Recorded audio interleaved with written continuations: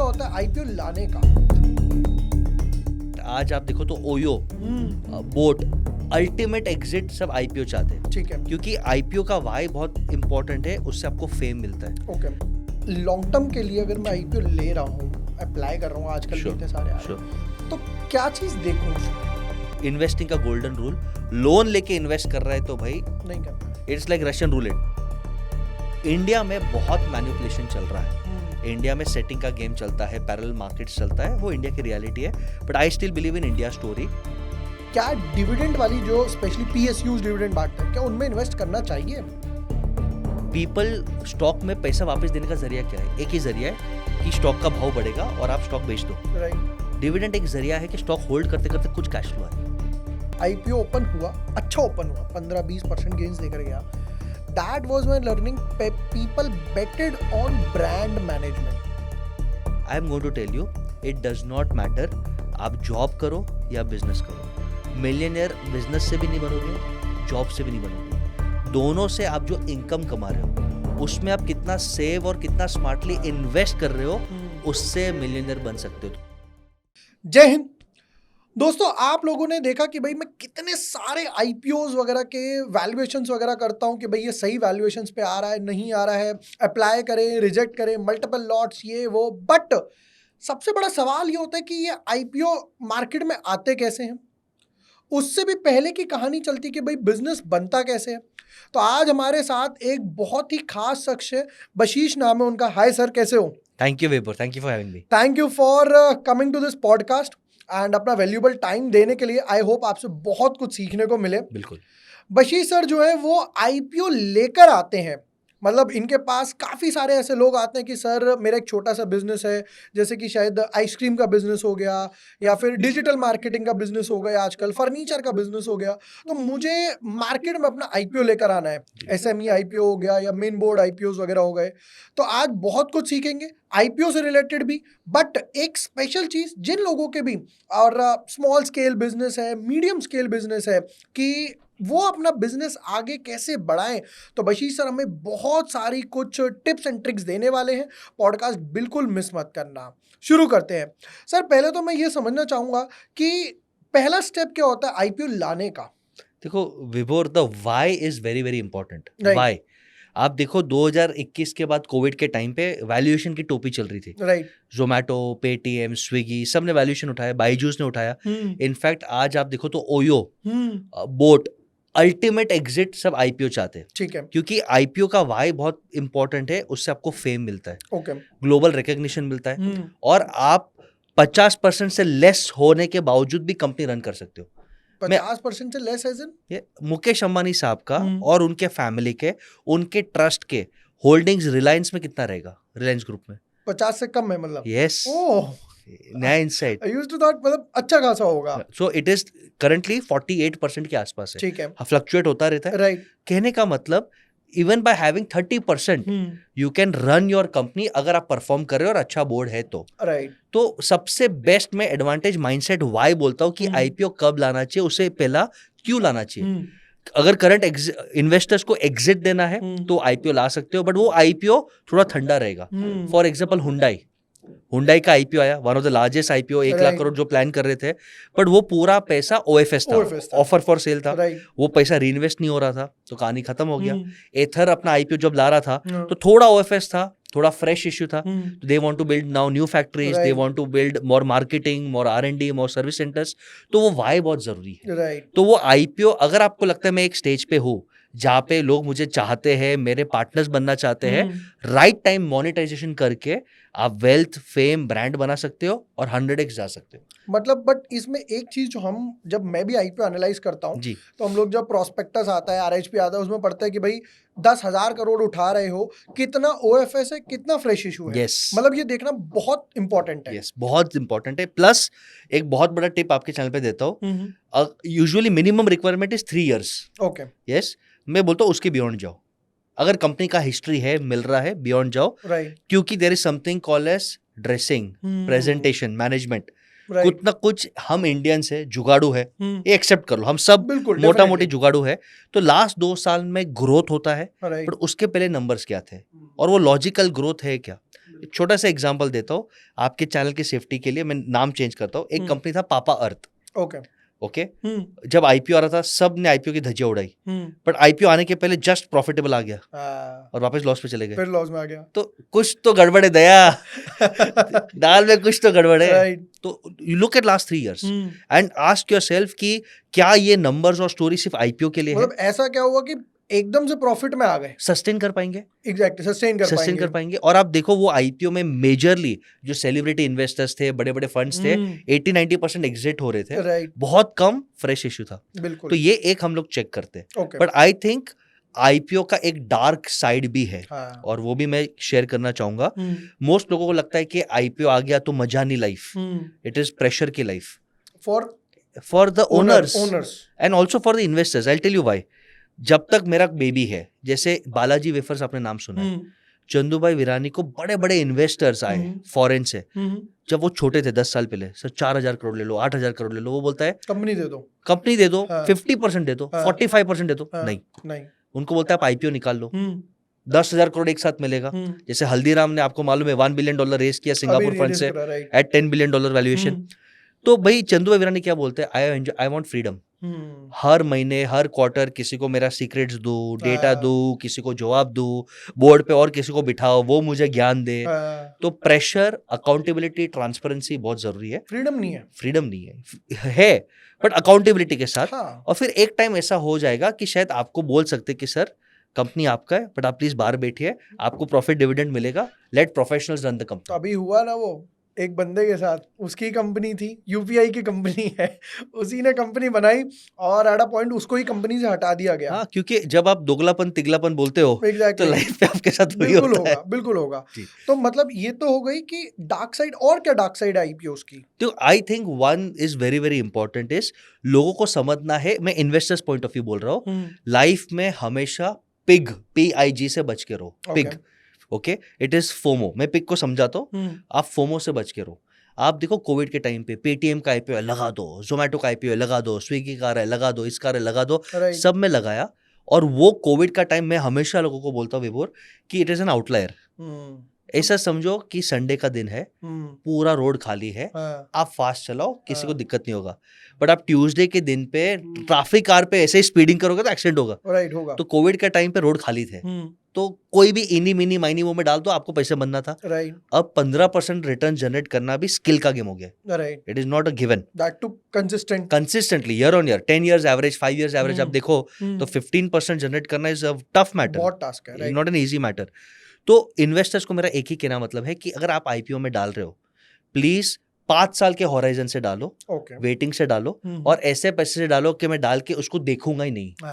There is a very good formula, the number of times you see a screen as an investor, not a trader, your returns will be less. क्योंकि जितनी बार आप भाव check करोगे, emotions हिलेगा, emotions हिलेंगे तो कुछ ना कुछ। Best is लेके रख दो, पीरियडिक रिव्यू करो। जैसे IRED हो गया, अच्छा पैसा बना कर दिया उसने। अभी बजाज हाउसिंग फाइनेंस आया, MRF का क्लासिकल एग्जांपल। एक आदमी बोलता है सर मेरे दादाजी हॉस्पिटल में बीमार है, उनके यहाँ से कागज मिला MRF टायर्स का, वो बोलता है भाई 65, अभी तो ज्यादा है, 65,000 उनका शेयर है, कितने शेयर है, बोलता 1000 शेयर। अरे दादाजी ने बचपन में नौकरी कर रहे थे। इन्वेस्टमेंट का ये गेम है। So IPO is the ultimate exit for owners, investors. For the public, it is slow and steady income. ठीक है, ये हो गई डार्क साइड, बट डेफिनेटली कुछ गुड साइड भी होगी। ऑफ कोर्स, कि भाई कुछ आईपीओस ऐसा लाते होंगे कि हम और लोगों के लिए भी वेल्थ क्रिएट करें। जैसे अंबानी जी की अभी हम बात कर रहे थे, बिल्कुल जियो लेकर आए, तो वो थोड़ा सा गुड साइड के बारे में डिस्कस करते हैं। देखो, लेट्स अंडरस्टैंड आईपीओ का मतलब क्या है, कि फर्स्ट टाइम मैं कंपनी को डाल रहा हूँ कि पब्लिक मेरा पार्टनर बन सकता है। उसके बाद आप ट्रेडिंग कर रहे हो, एफपीओ लाओ, सेकेंडरी करो, तो एक अच्छा जरिया है कि आप 10,000 की प्यून की नौकरी कर रहे हो, और आप लाते हो कि यार रिलायंस इतना मेहनत करे, मैं रिलायंस का हिस्सा कैसे बनूं, एक शेयर ले लो। तो आईपीओ और स्टॉक मार्केट का एडवांटेज क्या है, you can participate in the growth story, provided right stocks, right patience, right timing. और ये पिक प्रिंसिपल अब मैं समझा देता हूँ। 90% यूथ, 90% हमारे आपके फॉलोअर्स और इंडिया में पिक के कारण बहुत लॉस कर रहे, सुसाइड्स कर रहे, चोरी कर रहे, स्ट्रेस कर रहे। PIG पीछे से स्टार्ट करते, G इज ग्रीड, फोमो, सब आईटी ले रहे, अभी सब AI का स्टॉक ले रहे, भले PE का रेशियो 500 है। जिंदगी में वो प्रॉफिट कैसे कमाएगा? जैसे एक ऐप है क्रेड, आज भी मैं एक्सेल में कितना भी अजम्पशंस डाल दूं कि 90% इंडियंस क्रेडिट पे आएंगे, तब भी नहीं मॉनिटर के, तो प्रॉफिट कैसे बनाएगा? बहुत वास्ट, बहुत आगे की स्टोरी है। यानी वो स्टोरी में फिर कैसा होता है सर, कहानी में गूगली आना ही है, हाँ, क्रेड को डिस्टर्ब करने वाला क्रेड 2.0 कोई आएगा, आएगा, क्या करोगे आप? Right. So you can not expect कि 50 इयर्स तक मैं रूल करूंगा। तो coming back to this is greed में सब करे इसलिए मुझे करना है, नहीं करते। ठीक है। फॉर एग्जांपल मैं पर्सनल स्टोरी बोलता हूँ, हम्म, मेरे को क्रिप्टो कम समझ में आता है, राइट, और खास करके इंडिया में, because the Indian government is not too friendly, right, आजू बाजू सब क्रिप्टो में डाल रहे हैं, पैसे कमा रहे हैं, मेरे को नहीं डालना है। आज उनको नोटिस आ रही है, आज उनको तकलीफें हो रही है, वजीर एक्स बंद हो रहा है, कॉइन डीसी से विड्रॉ नहीं हो रहा है, कभी कोई डिफॉल्ट कर रहा है, कभी कुछ, राइट। तो ग्रीड नहीं समझ में आता, छोड़ दो। ग्रीड के साथ आई लिंक्ड है इग्नोरेंस, ओके, जस्ट बिकॉज आप बहुत अच्छे हो, मैं जेन्युइनली बोलता हूँ, मेरा बेस्ट फ्रेंड है, ही लव्स यू, वो उसको मैं चांस बोलूंगा वो आपके नाम का टैटू करा देगा क्योंकि मेरा और उसका झगड़ा होता है। अभी लीला का आईपीओ आ रहा था, उसके पहले और एक कंपनी का आईपीओ आ रहा था, तो मैंने बोला अच्छा लगता है ले लो, विवोर क्या बोलता है उसके बाद मैं लूंगा। बोला अरे भाई मेरा सुन तो I think very few people are doing some sensible job, I think वो शिद्दत दिखता है, गलतियां होती है प्लस माइनस, ठीक है, तो अप एंड डाउन है। कुछ इन्फ्लुएंसर्स ऐसा लगता है कि प्योर ग्रीड या प्योर करप्शन या प्योर ऐसे तुक्केबाजी में बात कर रहे हैं, उनको देख के हाँ मुझे लेना है। पापा अर्थ अगेन सेम एग्जांपल, क्यों लिया किसी ने, क्या लॉजिक था? मैं तो खुला चैलेंज करता हूँ। मुझे याद है, मैंने जब पापा अर्थ का आईपीओ का बनाया था, राइट, और चलो मैं तो सेबी रजिस्टर्ड हूँ, I have the full details, हम लोगों ने बनाया, तो ये दिख रहा है कि ये 2 दिन टिकेगा, 3 दिन टिकेगा, पर चौथे दिन जब ये धड़ाम गिरेगा ना, तब फिर रुकेगा नहीं। आई रिमेम्बर मैंने ऐसी डिलीवरी का बनाया था, उस टाइम कंपनी लॉस में है, कितनी, I am not saying logistic sector is bad, but the way there are rules, taxes, और अभी आजकल चल रहा है भाई साहब हर चीज ईमेल पर और व्हाट्सएप पर, तो बहुत सी चीजें लॉजिस्टिक से हट गई हैं। कुरियर कर रहा भैया, व्हाट्सएप कर रहा हूँ, वहीं पर प्रिंट निकाल लेगा दूसरा वाला, ये डॉक्यूमेंट्स आ गए। अब इस चीज से मैंने डिलीवरी का नेगेटिव कॉल दिया, आईपीओ खुला 8-10% ऊपर, बट मैंने उस दिन बोला कि हाँ मेरे एनालिसिस गलत गए, but I am still saying कि ये नीचे जाएगा। आप बिलीव नहीं करोगे, डिलीवरी 700 रुपए से 300 रुपए तक आ गया, 50% डाउन चला गया।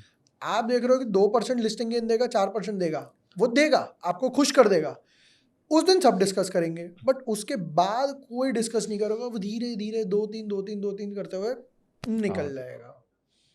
सो आई थिंक आईपीओ का बेस्ट पार्ट क्या है कि wealth creation is possible for middle class, right, through stocks only, या म्यूचुअल फंड या स्टॉक या IPO. Yes, rich people make wealth creation through private equity या big real estates. Middle class के लिए वो पॉसिबल नहीं है 5,000 के बजट में, लेकिन आप वेल्थ बना सकते हो स्लो एंड स्टेडी। 2 रिलायंस के शेयर्स ले लो, 100x हो गए इतने टाइम पे, फॉर एग्जांपल।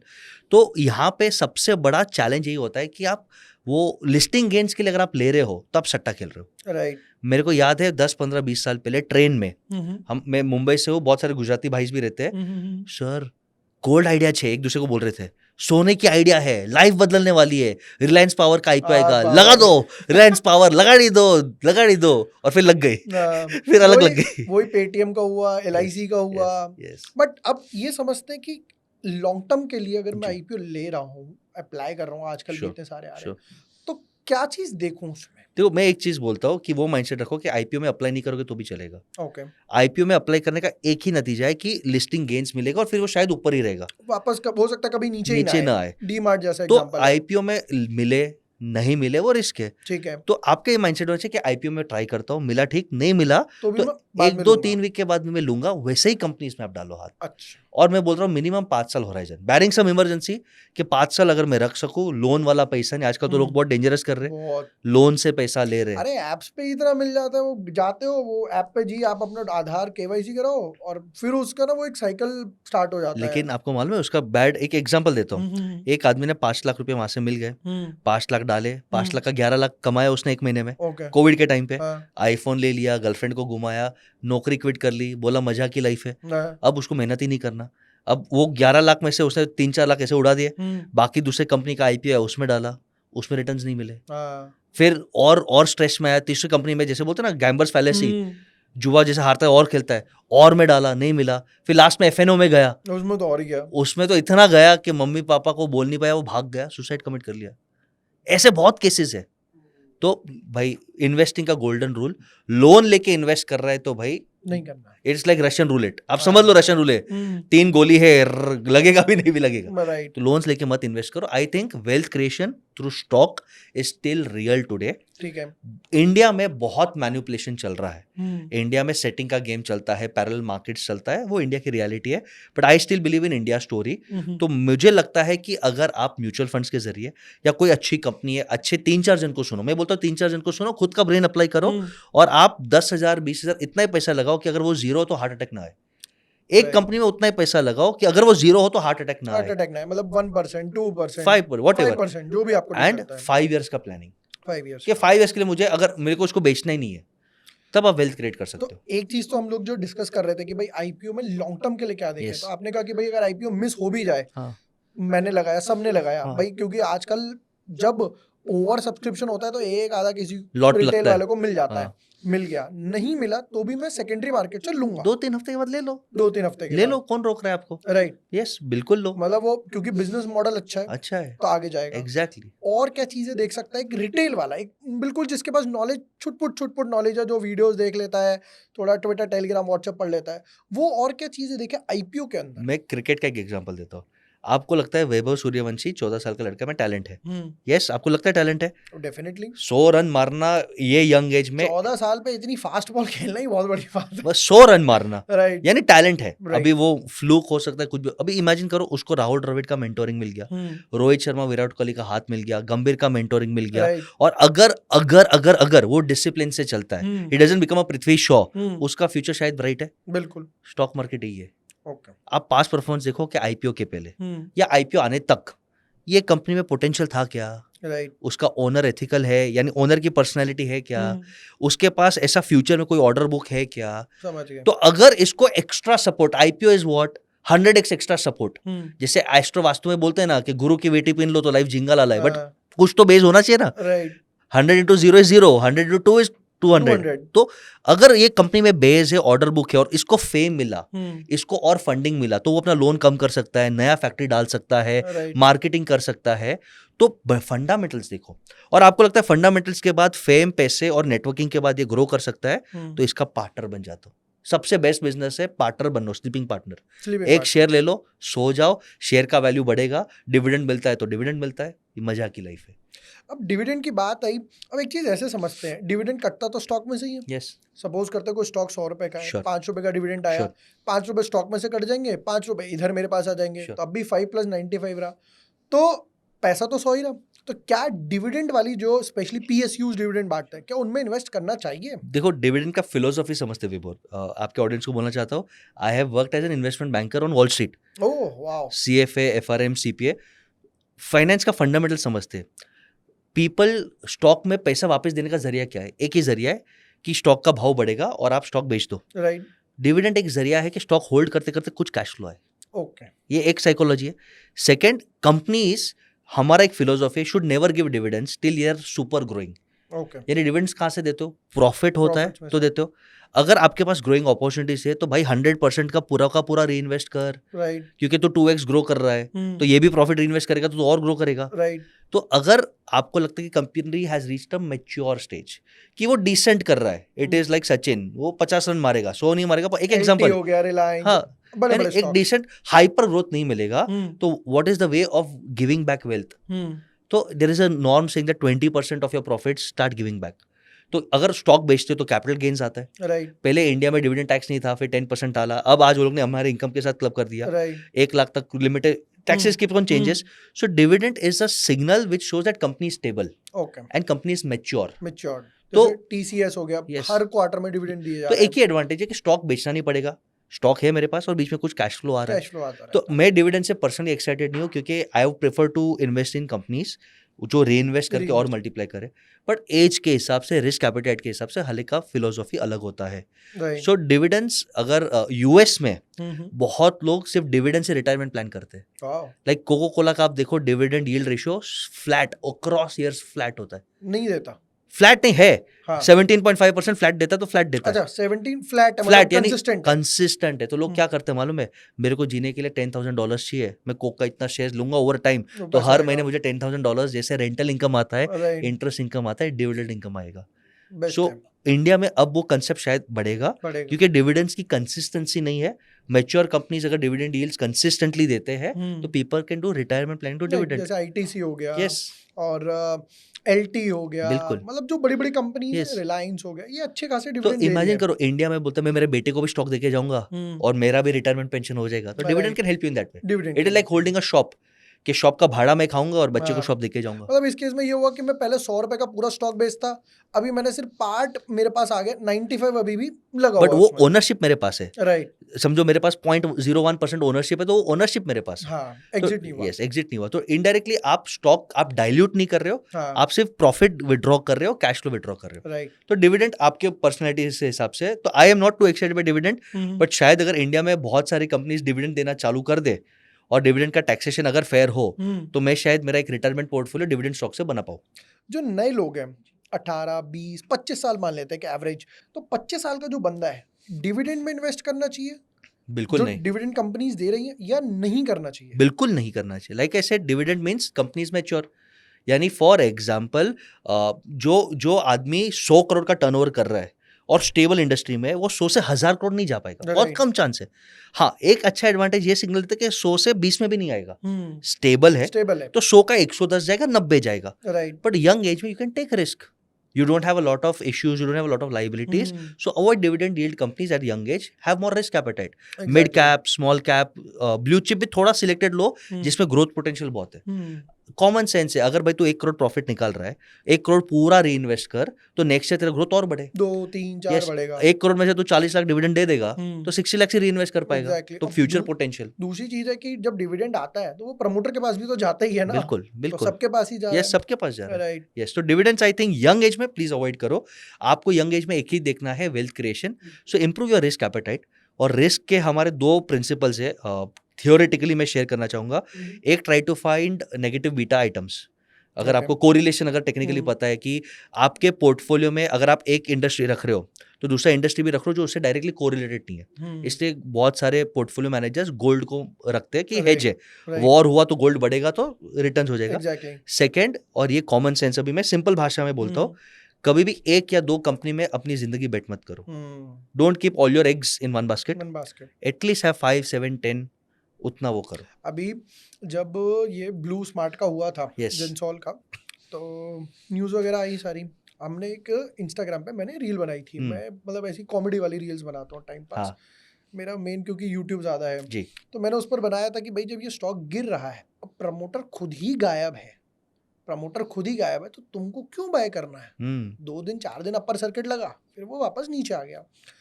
बंदे के पास 10 लाख थे, जिसमें से 8 लाख का उसने जेंसॉल ले रखा था। शाबाश। अब वो मुझे स्क्रीनशॉट भेजता है, सर इसका क्या करूं?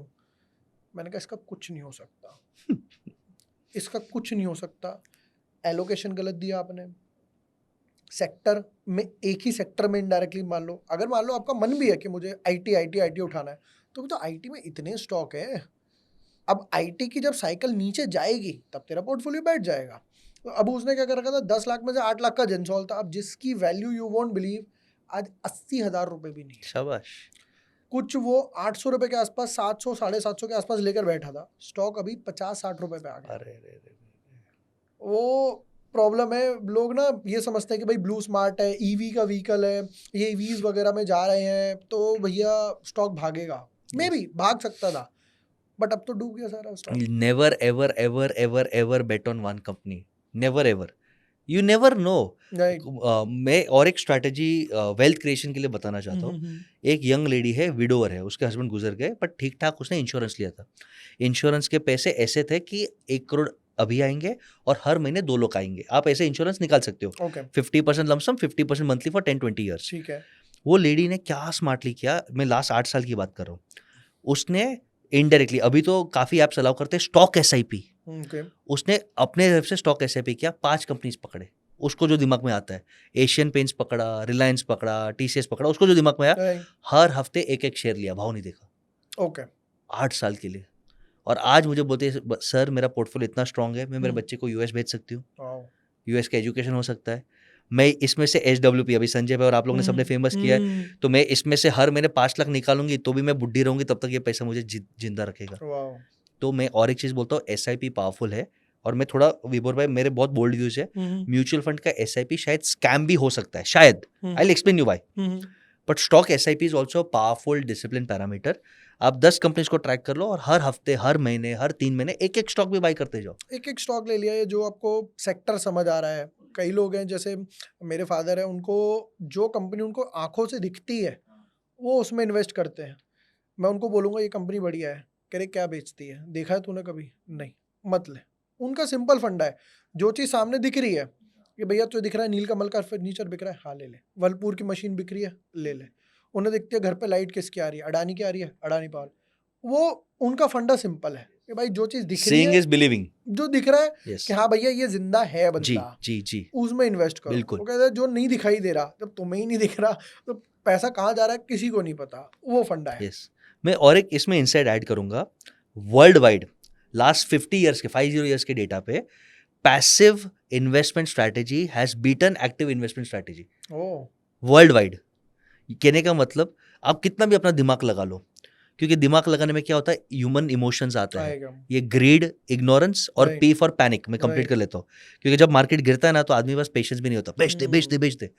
तो पिग यानी पैनिक, इग्नोरेंस, ग्रीड, ये आदमी को बर्बाद करता है। Coming back to this is, जब ये इमोशंस इसे हिला देता है तो एक्टिव इन्वेस्टमेंट में आपको टैक्सेस ज्यादा लगते हैं, म्यूचुअल फंड में आपको 2-3%, 1% ब्रोकरेज सब लगता है। पैसिव ETF इंडेक्स फंड्स में दिमाग नहीं लगाना है, डिसिप्लिन से इन्वेस्ट करो और आपका नेचुरली, समझो आप निफ्टी ETF में डाल देते हो, आप नेचुरली वेल डाइवर्सिफाइड हो, तो ओवरऑल इतना मुझे मालूम है कि निफ्टी 6000 पे था और आज 25000 पे, तो 6 साल में 4x हुआ है, दिमाग को लोड ही नहीं दे रहा है। राइट। तो sometimes simplicity will also work. कहने का मतलब अगर आप फॉलो कर रहे हो तो डिसिप्लिन से फॉलो करो, और अगर आपको स्ट्रेस नहीं लेना है तो पैसिव इन्वेस्टिंग ऑल्सो वर्क्स। और मैं इसके लिए बोल रहा हूँ, बहुत सारे बच्चे अपना करियर ट्रेडिंग में बनाना चाहते हैं, और ये और एक रियलिटी है कि ट्रेडिंग का 8 year average is less than FD returns. Only 5% traders have made money, 95% have not beaten the FD returns. FD returns capital नहीं बचा पाते नहीं कई बार बच, तो मैं क्यों बोल रहा हूँ, डिसिप्लिन का गेम है। तो ये यही इमोशंस को कंट्रोल रखो, डाइवर्सिफाई करो, लॉजिक लगाओ। राइट, मुझे आप क्यों पसंद हो विभोर भाई, आपके बातों में लॉजिक है, हम गलत हो सकते हैं, आप भगवान नहीं, मैं भगवान नहीं, बिल्कुल बट कॉमन सेंस लॉजिक तो है। राइट। वो लॉजिक पे आप डिसिप्लिन से करो तो 10 में से 7 में आप पैसे कमाओगे ना, तो भी आप हैप्पी हो। हाँ, सेम चीज आई टेल यू, मेरा हुआ था, भारतीय एक्सोकॉम का IPO आया जी वो फुल OFS था। बिल्कुल। मैंने कहा यार फुल OFS है ये तो, और 2-3 स्टेट में काम करता है, मैंने कहा यार इसमें तो नहीं बनेगा। मैंने अपना व्यू दिया नेगेटिव का। IPO ओपन हुआ, अच्छा ओपन हुआ, 15-20% गेन्स देकर गया। That was my learning. People betted on brand management कि भैया भारती एयरटेल ने पैसा बनाकर दिया है तो हेक्साकॉम पे हाथ मित्तल का ही है, वो पैसा बनाकर देगा। वो मेरी लर्निंग थी वहाँ से कि भाई मैं बोलता हूँ अगर मैं 10 IPO दूंगा, मेरा उसमें से 6 भी सही हो रहा है, 7 भी सही हो रहा है, 8 भी सही हो रहा है, तो 1-2 गलत जाएगा। I am human being, exactly भाई हम में भी वही बैलेंस शीट, वही डेटा, वही सब दिख रहा है। यस।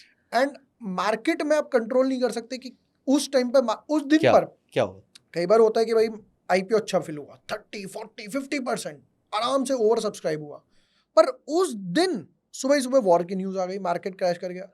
अब इस IPO का कुछ नहीं हो सकता, वो नेगेटिव खुलेगा। हाँ 2-3 दिन बाद, क्योंकि फंडामेंटल अच्छे हैं, उठ के चला तो जाएगा। इसलिए मैं बोलता हूँ कि अगर आप बहुत time specific, loan specific, pressure specific हो तो investing is bad for you. Right. 5 साल का होराइजन है, अभी नहीं तो 3 हफ्ते बाद, डिसिप्लिन के साथ, इमोशंस को कंट्रोल करके साथ कर सकते हो तो आप अमेजिंग है। राइट। और मैंने आपके चैनल के थ्रू आपके ऑडियंस को एक ही बोलना है, काफ़ी लोगों को मुझे आता है सर हमें बिजनेस करना है। क्यों करना है? क्योंकि मुझे लखपति, करोड़पति, मिलियनर बनना है। उनका हक है, सपना सब देख सकते हैं। Right. I am going to tell you, it does not matter आप जॉब करो या बिजनेस करो। मिलियनियर बिजनेस से भी नहीं बनोगे, जॉब से भी नहीं बनोगे। दोनों से आप जो इनकम कमा रहे हो उसमें आप कितना सेव और कितना स्मार्टली इन्वेस्ट कर रहे हो, उससे मिलियनियर बन सकते हो। तो भाई 30,000 की नौकरी भी करना है तो करो, 10,000 सेविंग कर सकते हो और उसमें स्मार्टली इन्वेस्ट करोगे तो you will start on your millionaire journey. So investing and saving is an life essential skill. Okay, business business business ठीक है, बिजनेस करना हम डिस्कस करेंगे आगे, बहुत टफ है सर। लोगों को सैटरडे संडे रोते हुए देखा है, खून के आंसू। इमेजिन करो, लोग रिस्क ले रहे, घर अपना गिरवी रख के, दैट टू बिजनेस करने के लिए। घर आपका एक ही घर है, एक ही एसेट है जिसमें माँ बाप, बीवी, बच्चे रह रहे, उसको आपने गिरवी रख दिया। अमिताभ बच्चन साहब को at the peak of his career उनको बिजनेस करना था, ABCL कंपनी खोला, कुछ डिसीजंस हो गए, इतने लॉसेस हो गए, there were hundreds of court cases against him, रोज घर पे आके लोग उनको धमकाते थे, पैसा देने तो बीवी बच्चे को उठा लेंगे। उसके पास तो इतना पैसा है। He went into bankruptcy. Oh 2001 he was bankrupt. उनके पास एक टाइम पे उनका कोट है कि शायद मेरे पास खाने के भी पैसे कहाँ से आएंगे, मैं ये सोचता था। ओके बिजनेस का जो ये है, it is not everyone's cup of T. उनका पूर्ण जन्म हुआ केबीसी से। He got KBC, he did well, he got good money out of KBC, then he again got film Mohabbatein, वहां से वापस, and then he paid everyone back। यानी business करने में रिस्क है डार्लिंग। अमिताभ बच्चन जैसा बंदे को भाई, वो तो किसी को भी हायर कर सकता है, अच्छे बिजनेस मैनेजर्स को, मार्केटिंग टीम को। और ये उनका खुद का कोट है, उन्होंने केबीसी के एपिसोड में खुद कहा हुआ है विभोर। तो बिजनेस करना इजी नहीं है। टीम, कस्टमर्स, डिजिटल, एआई, रोज 100 लफड़े। और एक चीज समझ लो, बिजनेस में जो अच्छा होता है ना वो सबके कारण होता है। अच्छा हुआ, thank you customer, thank you team, thank you vendors, thank you government. बुरा हुआ ना, सिर्फ आपके कारण बुरा हुआ। आपने जो डिसीजन लिया, अभी जैसे ब्लू स्मार्ट के हम लोग बात कर रहे थे, तो प्रमोटर ने एक गलत डिसीजन लिया कि फंड्स कंपनी के अकाउंट में लोन लिया एंड कैमरेला में घर खरीद लिया, भैया दुबई जा रहे हैं, गोल्फ, मम्मी को गिफ्ट, मम्मी को गिफ्ट, बेबी को गिफ्ट, धर्म में पैसे रखे हुए घर पे, फॉरेन करेंसी। तो वो एक डिसीजन से कैब्स वाले गए, ड्राइवर्स गए, इन्वेस्टर्स गए, एम्प्लॉइज गए, everything ruined up. Dhoni made a big loss in Blue Smart. Dhoni. Yes. I read, I guess Kiara Advani also made a good loss. Deepika invested, but she invested early. Okay. Then Kiara, and then Dhoni invested at the last round, which was the highest expensive round. और फिर stock market crash हो गया, तब तक exit नहीं किया। और होती गलती है। मैं ये एग्जांपल्स क्यों दे रहा हूँ कि no one can 100% make money all the time. Right. तो बिजनेस करना अगर करना है करो, हम सिखा देंगे, हमारे जैसे बहुत अच्छे लोग हैं, हम गाइड कर देंगे। बट बिजनेस करने से आप करोड़पति नहीं बनोगे। बिजनेस से प्रॉफिट निकलता है, वो प्रॉफिट को सिंप्लिसिटी के साथ इनिशियली रह के इन्वेस्ट करके, यानी stock markets, SIP, mutual funds, real estate, gold, इसमें आप डाइवर्सिफाई करके तो ही आप मल्टीप्लाई कर सकते हो। भाई गोल्ड लास्ट ईयर था 70 पे, अभी ऑलमोस्ट 1 लाख टच कर गया, तो 50% रिटर्न तो एक साल में कोविड में 35,000 में मैंने गोल्ड लिया था। 35 कितने साल पहले? कोविड 4 साल सर, 4.5 साल पहले। ओ बाप रे, 30 अब चेक हो गया ऑलमोस्ट। हाँ, यानी मेरे आदत है कि मम्मी बोलती है बेटी है फिजिकल गोल्ड ले हर साल, तो मैं तभी ले लिया। अब बोलते मम्मी गिरने वाला है, रुको, मम्मी बोलते नहीं गिरेगा। अब तो लोग बात करें 1.5 lakh 2 lakh. So you never know, keep investing, do not try to time the market, do not try to swim against the market. इतने लोगों को मैं एक स्ट्रॉन्ग मैसेज देना चाहता हूँ।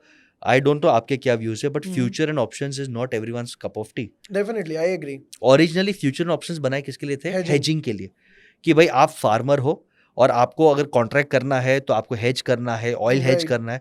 अब वहाँ से आपने OTC डेरिवेटिव्स कर दिया और आपने इन्फिनिट सप्लाई कर दिया, और वहाँ पे 5% सक्सेस स्टोरीज को हम देखते हैं, जैसे हर्षद मेहता जैसे स्वैग में देखते हैं, बट 95% इतना धो जाते। उसका I totally agree with this. Reason क्या है ना, देखो FNO में पैसा बनेगा, yes, but the condition is you have to be from 9:15 to 3:30 in the front of system. आप पूरा वहां पे अपने को डेडिकेट कर दो, स्ट्रैटेजी सीखो, रिस्क मैनेजमेंट सीखो, सॉफ्टवेयर शुड बी गुड। आप सपोज कर रहे हो कि यार मैं ओल्ड ट्रेडिशनल ब्रोकर यूज कर रहा हूँ और मेरा सिस्टम लैग कर रहा है, मेरे पे डेल्टा निकालने के सिस्टम्स नहीं है, वो टाइम पास ट्रेडिंग है, वो FNO नहीं है। वो आप सिर्फ मजे के लिए कर रहे हो। जैसे हम देखते हैं ना, अरे इस बॉल पे देख चौका लगेगा, देख विराट कोहली छक्का मारेगा, तो वो आप बाहर से बैठ के बता सकते हो कि मुझे लग रहा है मार्केट ऊपर जाएगा। पर जब आप पैसा लगाओगे तो वो FNO में ये सब चीजें नहीं चलेंगी। कभी देख लिया, कभी नहीं देखा, कभी बाहर चले गए, कभी घूम रहे हैं, एक लॉट से ट्रेड कर लिया, वो छुटपुट ट्रेडिंग है। डिसिप्लिन, फोकस, और अब इसमें AI आ चुका है, राइट, जो फास्ट है, इमोशनलेस है, सिंसियर है, और उसके पास फंड्स भी बहुत है। एग्जैक्टली, तो आप स्ट्रैटेजीज बना के डाल दो उसमें। हाँ बस, तो it is not everyone's cup of T. And last messages, अगर बिजनेस करना है तो बिजनेस ऐसा करो कि आप IPO रेडी रहो। IPO निकालना नहीं निकालना आपका कॉल है, प्लस भी है माइनस भी है, बट आप IPO रेडी रहो। मैं एडवांटेज बोलता हूँ IPO का, एक छोटा, क्योंकि आपके चैनल पे बहुत लोग देखते रहेंगे, उनके मम्मी पापा छोटे मोटे बिजनेस करते रहेंगे। सर अब हमने ये बात तो कर ली, बट मान लेते थे कि हमारे व्यूअर्स बहुत सारे हैं भाई, कोई गांव से देख रहा है, कोई शहर से देख रहा है, राइट, कोई किसी एज ग्रुप का है, 40 वाले भी हैं, 50 वाले भी हैं, 30 वाले भी हैं। किसी को अपना बिजनेस स्टार्ट करना है, चाहे वो डिजिटल मार्केटिंग का हो सकता है, ग्राफिक डिजाइनर का हो सकता है, स्टेशनरी का हो सकता है, और I should say let's say departmental store हो सकता है, राइट। तो पहला तो बिजनेस करने के लिए क्या क्या इंपॉर्टेंट पॉइंट्स है, या वो अपना बिजनेस ग्रो कैसे करें? देखो, बिजनेस ग्रो करना है तो you have to understand 7 stages of business. Problem है कि हम 2 स्टेज में आके अटक जाते हैं। अगर आपको बिजनेस स्केल करना है तो stage 1 is become a self expert, जिसको मैं कहता हूँ एकलव्य स्टेज, कि एकलव्य बन के यूट्यूब से सीखो, कोचिज से सीखो, किधर नौकरी कर लो, इंटर्नशिप कर लो, आपको फंडामेंटल्स आने चाहिए बिजनेस के। राइट। स्टेज 2 सबसे इंपॉर्टेंट है कि आप जो प्रोडक्ट और सर्विस कर रहे हो, how are you better than others. इसे हम कहते हैं स्ट्रैटेजी स्टेज, इसे हम कहते हैं चाणक्य स्टेज, कि भाई मैं या तो तुमसे सस्ता हूँ या मेरे में और कोई फीचर्स है जो बेटर है, डिफरेंशिएशन। सो स्ट्रैटेजिक डिफरेंशिएशन बहुत इंपॉर्टेंट है कि भाई 10 लोग पेन बना रहे हैं तो तू पेन बना के क्या कर रहा है, या तो तू सर्विस दे रहा है, सस्ता दे रहा है, या ट्रांसपोर्टेशन अच्छा है, या कुछ अलग क्वालिटी कुछ दे रहा है, तो स्ट्रैटेजिक डिफरेंशिएशन। स्टेज 3 बहुत इंपॉर्टेंट है, जिसे मैं कहता हूँ लॉर्ड राम स्टेज। यानी आपको खुद को, ओनर को, फाउंडर को फील्ड में उतर के रगड़ना पड़ेगा, सेल्स करना पड़ेगा और सेट करना पड़ेगा अपना बिजनेस मॉडल। और राम भगवान जब वनवास में गए थे, उनके सामने रावण था, मच मोर स्ट्रॉन्गर। आप आज बिजनेस कर रहे हो, आपके सामने रावण है, e commerce, quick commerce, chain stores, funded startups, आपको रगड़ना पड़ेगा। एंड क्योंकि राम भगवान के पास एक बहुत स्ट्रॉन्ग टीम नहीं था, he had to get down on the field. तो ये स्टेज 3 हो गया। ओके, आप एकलव्य बने, चाणक्य बने, राम भगवान बने। स्टेज 4 एक्सट्रीमली इंपॉर्टेंट, जिसको मैं कहता हूँ लक्ष्मण एंड हनुमान स्टेज। यानी अकेला बिजनेस करने का अब जमाना नहीं है। Get some cofounders, partners which are your Lakshman ji, and get very strong managers who can be more powerful than you, which is Hanuman ji. आप देखो राम भगवान ने ये किया, तो ये स्टेज 4 हो गया। फिर stage 5 is when you become systems. यहाँ पे इंडियन बिजनेसेस हार जाते हैं। स्टेज 4 तक पहुंचते तो 1 करोड़, 10 करोड़, 20 करोड़ तक पहुंच के हवा निकल जाती है। 100,000 करोड़ करना है, स्टेज 5 इंपॉर्टेंट, वेयर आप सिस्टम्स डालते हो, थोड़ा ऑर्गेनाइजेशन स्ट्रक्चर डालते हो। Stage 5 is 5 Pandavas. आपके कंपनी में 5 पांडव होने चाहिए। विभोर, अर्जुन जो सेल्स टारगेट देखे, उसको कुत्ते दिखे, सिर्फ sales sales sales sales sales sales. Bhim the heavy aggressive guy, operations and team. Okay, Yudhishthir discipline, finance, cash flow, outstanding inventory management, finance with discipline. Nakul the very beautiful guy, the very smart guy, marketing, communication, awareness, content. And Sahdev is networking, relations, vendor management. तो ये 5 department structure हम नहीं करते, we don't reinvest in the business. Then the 6th stage is very very important, is बाहर के experts, जिसको मैं कहता हूँ the Jamwant and the Vibhishan stage, कि आप बाहर के कंसल्टेंट्स को लाइए, सॉफ्टवेयर को लाइए, बाहर के ट्रेनर्स को लाइए। हनुमान जी के पोटेंशियल अनलिश करने वाला जामवद था। यस, रावण को कैसे डिफीट करने वाला, वो रावण का ही कोई भाई था, विभीषण। सो आप कोई कंपनी के एक्स एम्प्लॉइज को लाइए, उनसे सीखिए, तो get that stage. And the last 7 stages, make it big, you should get out of the business. Your business should run with, without you. And that is the Gautam Buddha Mahavir stage. Autopilot. यानी आपके बिना धंधा चल रहा है। हम 4th stage तक Indians अच्छा करते, पांडव्स नहीं बनाते, एक्सपर्ट्स नहीं रखते, और हम कंट्रोल नहीं छोड़ते। So the game is of systems, team and marketing. आप ये 7 stages करोगे, और मैंने थोड़ा इंडियन हिस्ट्री माइथोलॉजी से कनेक्ट कर दिया, तो आप बिजनेसेस को स्केल कर पाओगे, and you can become IPO ready. Right. अब ये चीज तो समझ आ गई जी।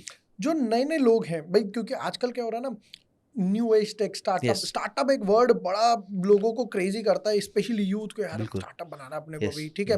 बट मान लेते कोई बंदा है 18, 20, 25 साल का है, बिजनेस करने का बहुत मन है जी, कौन से ऐसे सेक्टर्स आप सजेस्ट करोगे कि इनमें अभी भी नेक्स्ट 5 years, 10 years, क्योंकि बिजनेस अब 1-2 साल के लिए तो होगा नहीं, और 10-20 सालों के लिए करेगा, उनमें अच्छी पोटेंशियल मिलेगी उसे आगे जाकर? बिल्कुल, ABCDEFG, मेरे को ये 7 सेक्टर्स बहुत अमेजिंग लगते हैं।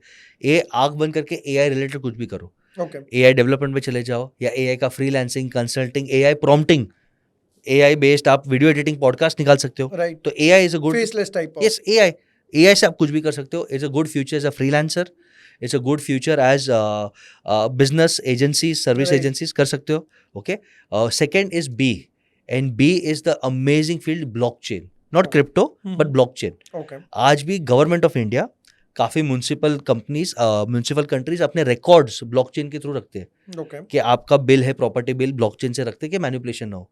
Mukesh Ambani uses blockchain to send money from here to London. बाकी कॉम्पिटिटर्स को लगता है 2 दिन स्विफ्ट ट्रांसफर मारने में, उनको लगता है 3% कमीशन, इनको लगता है 1 second 0% कमीशन। ब्लॉकचेन यूज करना सीखो। सो द एप्लीकेशन, यानी फ्यूचर है उसका। Crypto is a one small application, blockchain is a technology, मतलब डेटा सिक्योर रखने में, data secure, peer to peer information exchange, very fast exchange, blockchain आपको help कर सकता है, क्लाउड बेस्ड। ठीक है।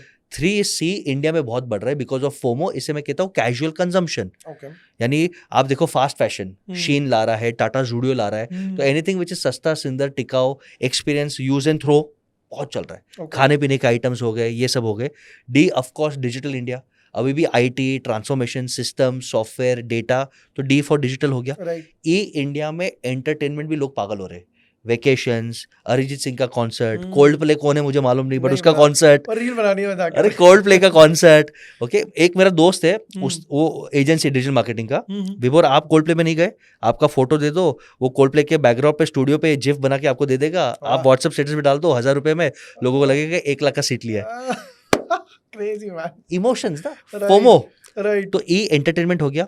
एफ बहुत बड़ा फील्ड है, the biggest field of all of them, AI से बड़ा फाइनेंस, लोन्स, इंश्योरेंस, इन्वेस्टमेंट्स. अभी भी पेनिट्रेशन बहुत कम है और बढ़ेगा. म्यूचुअल फंड्स बहुत बढ़ेगा. आई गेस जो मैंने पढ़ा था सिर्फ 3 या 4% इंडियन ही स्टॉक मार्केट में इन्वेस्ट करते हैं. यस धीरे धीरे और करेंगे. तो फाइनेंस इंक्लूडिंग लोन्स, सब लोग को लोन्स चाहिए, बिजनेस के लिए, पर्सनल कंजम्पशन, एजुकेशन के लिए. एंड जी, आप थोड़ा हंसोगे but is god. Energy, astro, vastu, religion. आप देखो ना कुंभ मेले में बहुत लोगों ने, बोट वालों ने करोड़ों कमाया. एग्जैक्टली. तो स्पिरिचुअलिटी का एक दौर आ रहा है. कुछ उसे अच्छे से यूज कर रहे हैं, कुछ उसको अब्यूज कर रहे हैं, वो उनका कर्म. Right. But I think this 7 industries, 7 sectors, next 10 years are super bright. Right. Yes. Bashir sir, बहुत मज़ा आया एंड आई होप हमारे व्यूअर्स को भी काफ़ी मज़ा आया होगा. बहुत कुछ नॉलेज सीखने को मिला. वो जो आपने 7 स्टेजेस बताए, फिर उसके बाद ABCDEFG बताया, क्योंकि मैं तो खुद चलो फाइनेंस वगैरह से बैकग्राउंड से रिलेटेड हूँ. हम लोग तो मोटिवेट करते हैं कि भाई डालो SIP में डालो, SIP में डालते रहो, डिसिप्लिन से डालते रहो. मार्केट 200 पॉइंट अप है, डालो. 200 पॉइंट डाउन है, डालो. Right. And guys, I hope आप लोगों को भी मजा आया हो. अगर आप चाहते हो कि मैं बशीर सर के साथ एक और पॉडकास्ट करूं जिसमें हम लोगों ने बात करी बिजनेस से रिलेटेड और डिफरेंट स्ट्रैटेजीज वगैरह सीखे, तो नीचे कमेंट सेक्शन में लिखिएगा पार्ट 2. अगर सर क्या बोलते हो, कितने कमेंट्स आने चाहिए? आई थिंक अगर 200 कमेंट्स आते हैं तो पार्ट 2 कर लेंगे. ठीक है. बशीर सर की डिमांड है कि अगर पार्ट 2 200 लोग कमेंट सेक्शन में लिखते हैं तो हम जल्दी से एक और लेकर आएंगे, जहां पर या तो हम डिजिटल बोर्ड पर हम कुछ एक आधा बिजनेस मॉडल पकड़ लेंगे और उसकी धीरे धीरे हम आपको टिप्स एंड ट्रिक्स सिखाएंगे. Thank you once again sir. बहुत बहुत डेफिनेटली मजा आया एंड आई होप व्यूअर्स को भी मजा आया हो. Thank you so much. Thank you everyone. Bye bye. Take care. Lots of love.